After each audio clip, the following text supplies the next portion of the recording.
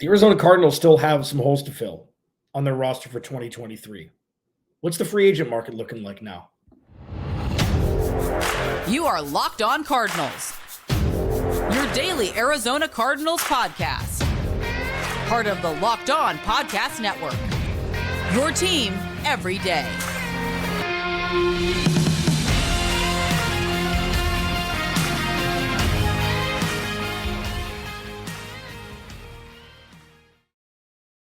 Locked On Cardinals, your team every day. Alex Clancy here. Follow me on Twitter at Clancy's Corner. Follow the podcast at Locked On AZ Cards.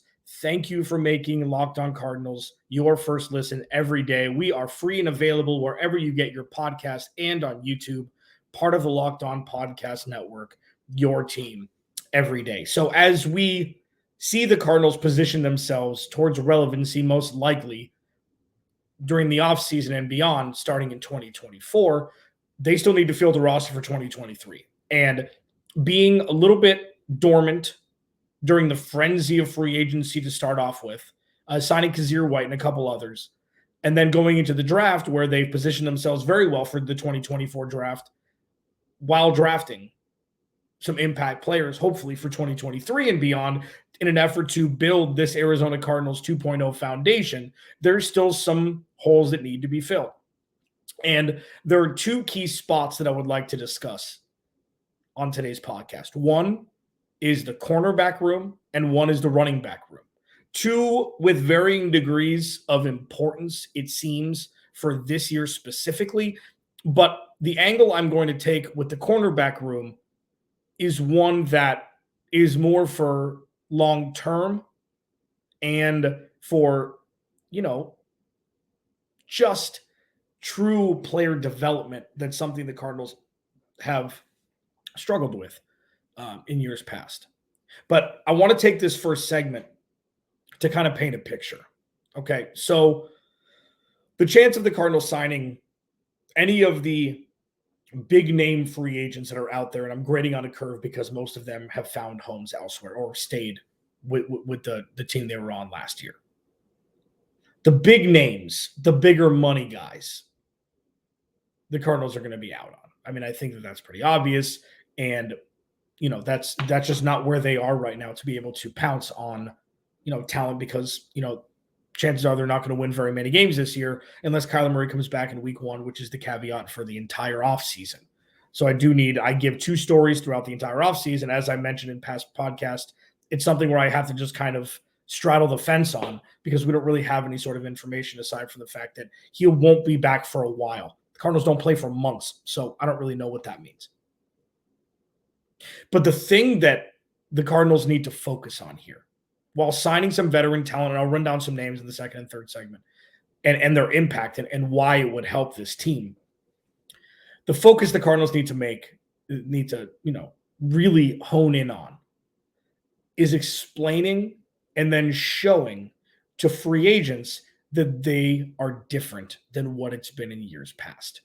Arizona Cardinals in name only, not the organization that got awful grades from past and current players pertaining to everything from how families are treated to facilities to training staff, etc. Monty Ossenfort and Jonathan Gannon, their job is to say it's different now and to show that it's different now. You see the young players at rookie minicamp, those smiles, that pure raw enjoyment of football is what needs to be infused into the Arizona Cardinals organization more than it is. This is an organization that's been marred over the last handful of years, just with more downs than ups. The ups have been great, starting 7-0 and 10-2, and then since then it's been a difficult go with many players leaving, coaches, front office members losing their jobs, etc. So what I call this is the prove it year, a prove it deal. Normally, that's for a player who's 28 or 29 coming off a bad year. A team gives them a prove it deal for them to prove that they're still playing at an exemplary level in an effort to get a longer contract. Case it like one example was Teron Matthew going to Houston for a year. Remember that? 1 year, $8 million, and then went to Kansas City and, balled out, got paid a whole lot of money after his prove it deal, showing that he could stay healthy and things like that. But with the Cardinals, it's flipped. The Cardinals need to prove to free agents that it's different. They need to have free agents buy in on a prove it deal basis that it's different now. Is it different now? Yes. In the dictionary definition, it is that the aforementioned head coach and GM are no longer here. Michael Bidwell has been exposed for bad practices in myriad ways, whether it be how he treats employees or otherwise, all obviously alleged at this point. Approaching this second part of free agency needs to be done with the confidence that things are going to be different and need to convey to free agents that things are going to be different. So if the Cardinals do sign a couple of free agents on 1 year deals, 1 year, $5 million, 1 year, $4 million, maybe giving a player a couple million more than where he would have gotten elsewhere. That's the tax that the Cardinals have had to pay for a long time to prove it to them that things are different. Now, money directly isn't going to prove it to anybody that a culture and infrastructure and foundation itself are shifting, growing, evolving, changing. But when you're looking at what could be in 2023, could be 3-win season, could be an 8-9-win season. We don't know. Again, a lot of this is predicated upon Kyler Murray's return in health. But when you're approaching a year with so many question marks, showing that the culture is changing is what I'll be watching primarily. And what Jonathan Gannon and Monty Osborne need to convey to potential new employees of the Arizona Cardinals, that things are different now. The Band-Aid's been ripped off, and now it's building time. And if they can do that, and I don't think it's an insurmountable task. I think a lot of the work's been done for them. Cliff Kingsbury and Steve Keim are gone.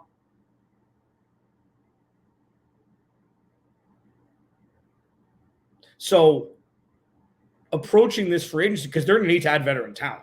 I mean, this isn't like you can't field the roster they have for week one. You just can't, especially on the defensive side of the ball. I don't care how Isaiah Simmons could take this leap and Zaven Collins. They need more players of the veteran caliber, primarily in the cornerback room.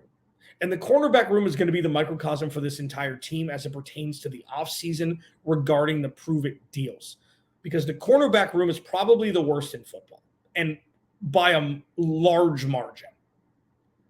There are a couple corners out there that, while not great, have veteran experience and can be guys that could really just add texture to this defense and potentially be long-term Cardinals afterwards if the prove-it year works.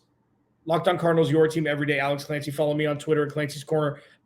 Cornerback potential targets I'm going to talk about next. It's fascinating to see what this roster is going to look like when week one starts, regardless of when Kyler Murray plays. Next, Locked On Cardinals. First, if you're looking for a delicious snack but don't want all the sugar and calories, then you need to get the best tasting protein bar ever built. You got to try it. This episode of Locked On Cardinals is brought to you by Built Bar. If you're like me and you want to make healthier snack choices, but you don't want to compromise on taste, I've got the thing, man. Built Bars and Built Puffs, they're healthy. They taste amazing. They taste so amazing that you won't think they're good for you. You got to try them. What makes Built Bars so good? Well, for starters, they're covered in 100% real chocolate, okay? 100% real chocolate. They come in unbelievable flavors like churro, peanut butter brownie, cookies and cream. And I'm not sure how Built does it, but they taste like a candy bar while maintaining amazing macros. 130 calories, 4 grams of sugar, 17 grams of protein. And now you don't need to wait to get your box in the mail. We always used to say, go to Built.com, go to Built.com. But now you can get them at Walmart or Sam's Club while you still get the specialty flavors you want at Built.com. That's right. Head to the nearest Walmart today, walk to the pharmacy section and grab yourself a box of Built Bars. You can pick a 4-bar box of cookies and cream bar, double chocolate bar, or coconut puff. And if you're close to Sam's Club, run in and grab a 13-bar box of our hit flavors, brownie batter puff and churro puff. You can thank me later.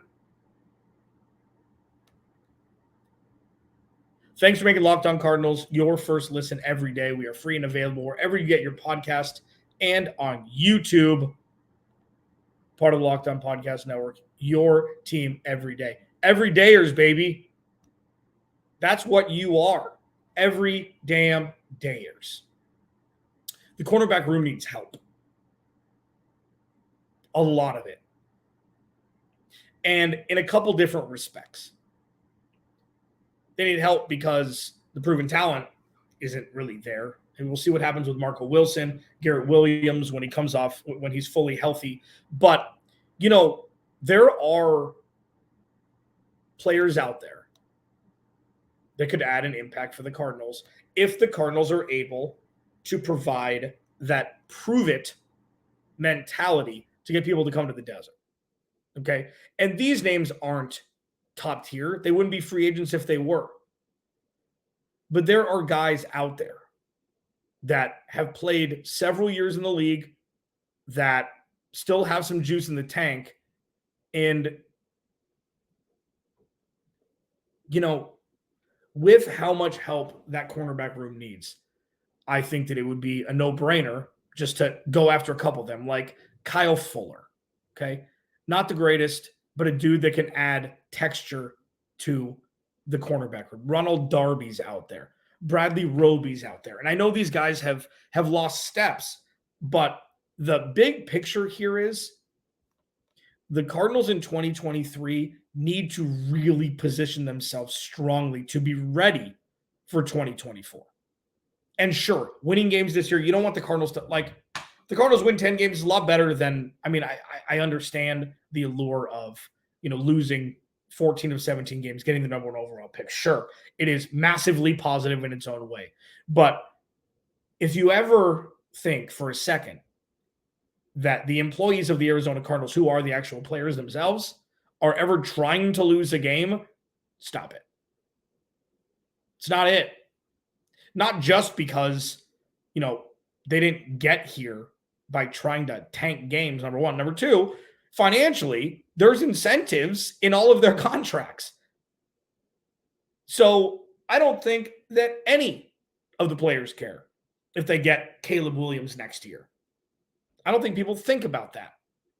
So when you're looking at the cornerback room and all the holes it has and the talent floor that needs to be raised, I feel like that, like what they try to do with Malcolm Butler, that failed miserably, that like what they tried to do with Patrick Peterson when drafting Byron Murphy. Patrick Peterson decided to be a cheater, missed the first 6 games, and that was kind of out the window with Byron Murphy having to play CB1 his rookie year for part of the season. And then you draft Marco Wilson in the 4th round and then just thrust him in the CB2 role because historically, the Cardinals have just ignored the cornerback position. They drafted Patrick Peterson in the top 5, top 7. Brought in Antonio Cromartie for a year, and he was good. They never brought in a CB2 after that. So with the cornerback position probably being the toughest position to play in football, being able to not only develop the young talent the Cardinals have with true veteran leadership, not to mention Nick Rallis and, you know, the entire staff on the defensive side that's new, pretty much. But that's a position I think the Cardinals should add 1, if not 2 corners, if they can get a couple for, you know, $2 or $3 million a year on that prove-it deal from the Cardinal side, like, trust us, is what they say to them. Things are different. You get to play with Budda Baker. You get to play with young front-end talent in the pass rush department with Cam Thomas, Myjai Sanders, BJ Ojulari, etc. Maybe make your job a little bit easier if you only have to cover for a couple seconds and not 5. And while I know the Cardinals have holes everywhere, interior defensive line is another one. We can just group that in with biggest need. But it's not really about need. It's about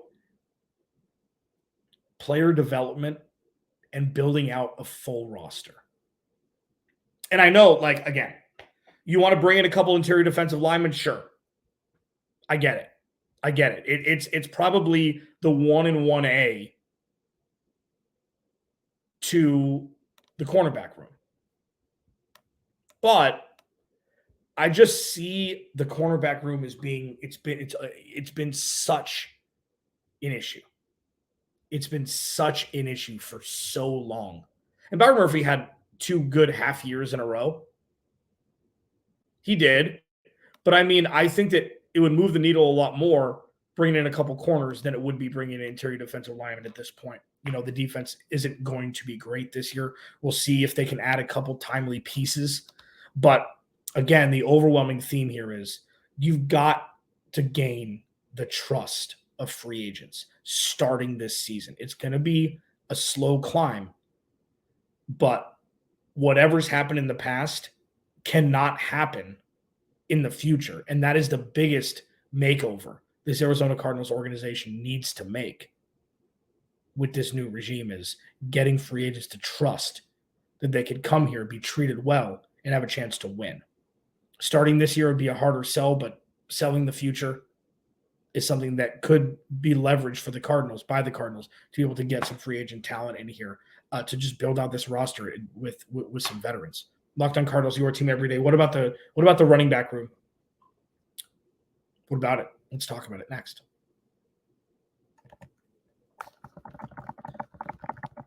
Locked On Cardinals, your team every day. Follow me on Twitter at Clancy's Corner. Follow the podcast at Locked On AZ Cards. Again, thank you for making Locked On Cardinals your first listen each and every day, free and available on all platforms. The cornerback room, like,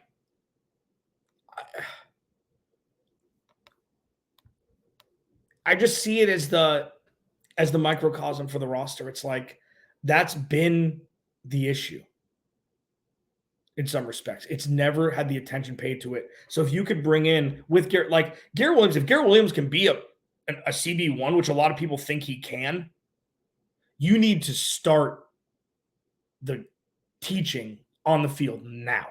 And having a couple veteran corners come in, I think, would be massively beneficial. Absolutely massive. Now, with the running back room, it's a little different because it's kind of an afterthought at this point because the Cardinals have so many other needs. I mean, so James Conner is back. You know, Keontae Ingram showed flashes last year. Kareem Hunt's a name that's come up, and I'll give my shout out to Illicit Charles on Twitter, an everydayer who sent me a DM, wanted me to talk about this. If you want me to discuss a topic, send me a DM on Twitter at Clancy's Corner. My DMs are open. Love to. With the running back room specifically, the Cardinals are the best when they run the ball. That's obvious. Control the clock. Kyler Murray doesn't have to throw the ball 40 times. And if you can run the ball with Kyler Murray being an accent to that and not the leader of the charge, the Cardinals win. James Conner was the most impactful offensive player 2 years ago on the Cardinals. Where it went wrong was, I mean, obviously DeAndre Hopkins getting hurt in the second half of the season didn't help. But when you rely on a running back to be a receiver and a rusher and touch the ball 30 times a game in an effort to win, that's not it. If you can have a balance of a 60-40, 50-50 run, like if you can run 80% of the time and win games, you do it. But the Cardinals bringing in a bigger name for a year like this, I just don't see it as being a needle mover. I don't. And you know what? There are some running backs out there they could bring in. I think Kareem Hunt's going to want too much money. While he would fit with the Cardinals wing, in theory, we don't really know what the Cardinals are doing in theory right now. So when I talk about the prove-it deals, you want to bring in a guy on a 1-year deal who could potentially pop and get a 2 or 3 year contract afterwards and stay with the team when they start to get good. Now, that's a counterpoint to me talking about Kareem Hunt 10 minutes ago, but Kareem Hunt's 27. Leonard Fournette's 28. He ain't touching Ezekiel Elliott. Like, I don't think it would benefit the Cardinals to bring in a running back that you're going to have to give more than $1 million to. Like, giving a running back $5 million for a year just isn't conducive. It's just not. Maybe Keontae Ingram becomes the next guy. Maybe he does. Unfortunately, this would have been a year where Benjamin could shine, but seemingly with the parting of ways last year after an altercation in the locker room after a game, that's no longer an issue or no longer a possibility. It's just like all of the running backs that have been trusted over the years are now older. Like Mark Ingram's 33, Rex Burkhead's 32, Giovanni Bernard's 31, David Johnson, 31, Malcolm Brown, 31. Like, there aren't any real free agent running backs, aside from potentially Kareem Hunt, who's 27, that could really add impact in any sort of way for the Cardinals this year, because James Conner's got that. He is an Arizona Cardinal. Like, I talk a lot on this podcast about the Arizona Cardinals need Arizona Cardinals on this damn roster and not have it be such a transplant team like the city in which they play. James Conner's immersed himself. Zach Ertz, guys like that, they're Cardinals, okay? James Conner's got the backfield covered, sure. He has injury concerns. Maybe don't rush him. Maybe don't give him 70% of the touches that I've been pounding the table about since he came in. But I feel like with where the Cardinals are now, I just don't see the running back room being something that would benefit them in an effort to add a piece. Now, if somebody wants to come in, I mean, they have Corey Clement still, who's older. They didn't draft a running back, which is interesting. The one thing I will say about Kareem Hunt, okay, if they do bring him in for $3 million or something like that, you're like, okay, he's 27. Say he has a good year. Him and James Conner 1-2 punch, and the Cardinals win 6 games or something. Next year, he's going to want more money. He's probably going to want $10 million with $8 million guaranteed. He'll be 28 then. So while it's on that cusp, and I know James Conner's that age also, James Conner is an Adonis. James Conner is just a brick house. He runs like he's 6'5". It's unbelievable. It's so, fringy. Bringing in Kareem Hunt, it's like, okay, you bring him in. He's a good running back. And then when he sees, like, he'll perform. And then when he comes, he's like, I want money. It's like, well, is it worth signing him if you're not going to re-sign him? You're not going to give him a 3-year deal. So is it worth giving him that year for $2 or $3 million or 1.8? I'm assuming he's going to want more than James Conner did when James Conner came in, because James Conner didn't play a whole lot the year before he got signed. He had injuries and stuff, and that was a prove-it deal for the player itself. Kareem Hunt has performed well the last few years in Cleveland, so it's just going to be something that's going to be a hard sell. They're not going to give him 3 years, $15 million with $10 million guaranteed. I just don't see that in the cards, especially after paying James Conner pretty much that a little bit more. So do you open that door to Kareem Hunt? I don't know. I would veer away from it. If they sign him to 1 year under $3 million, it's like, okay, cool. It'll be a fun player to watch for a year. I don't know. I don't think the Cardinals should be signing players as rentals. They should be looking for players who have upside, veteran leadership, with the ability to potentially add texture to this team beyond this season. And I think that's the overwhelming theme for this podcast. Don't just sign for 2023. Look and see with players, even though they could all be 1-year deals. Look and see beyond just filling a roster. Like, okay, year 1 in this defensive scheme, year 1 in the offensive scheme. That's something that can be built upon for the future after performing in year 1. But while they be 1-year deals, I know it sounds counterintuitive. It's like I'm arguing with myself. Well, if you want to do it for the future, why not sign them to more than 1-year deal? No.